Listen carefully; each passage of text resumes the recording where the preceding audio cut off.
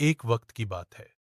London के एक मसरूफ मगर खूबसूरत इलाके में एक नन्ही सी बच्ची रहती थी, जिसका नाम क्लारा था। क्लारा के दो छोटे भाई थे, ओलिवर और बैन। तीनों अपने प्यारे माँ बाप के साथ एक आरामदह घर में रहते थे।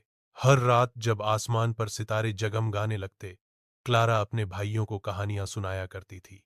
ऐसी सरजमीन की कहानियां जहां दिन हमेशा हौसी में गुजरते और रातें ख्वाबों में खो जाती थीं। वो जगह कहलाती थी ख्वाब नगर। एक रात जब तीनों बहन भाई नींद की आगोश में जाने ही वाले थे, अचानक खिड़की से हल्की सी रोशनी कमरे में दाखिल हुई। रोशनी के साथ एक लड़का भी आया, खुशमिजाज, निडर और आंखों में चमक लिए हुए। उसने मुस्कराकर कहा, मैं क्लारा के ख्वाबों से आया हूं। क्या तुम मेरे साथ उस जगह चलना चाहोगे जहां बचपन कभी खत्म नहीं होता? क्लारा ने हैरत से पूछा, क्या वाकई ऐसी जगह है?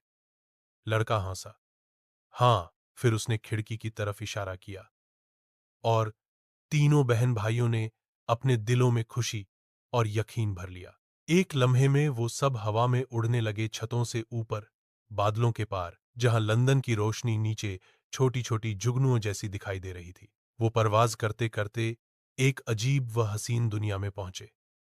वहां न कोई शोर था, न कोई जल्दी, बस सब्ज वादियों, नीले झीलों और रंग बिरंगे फूलों का देश था।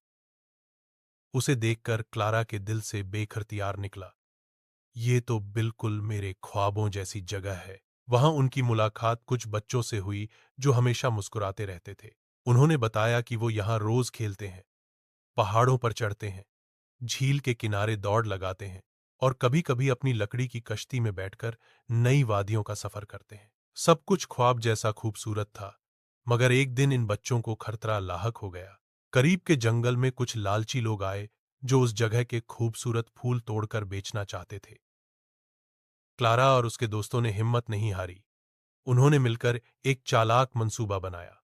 उन्होंने दरख्तों के पत्तों से इशारे बनाए, नदी के पानी से रास्ता बदल दिया और लालची लोग उलझकर वापस चले गए। सब बच्चे खुशी से चीख उठे।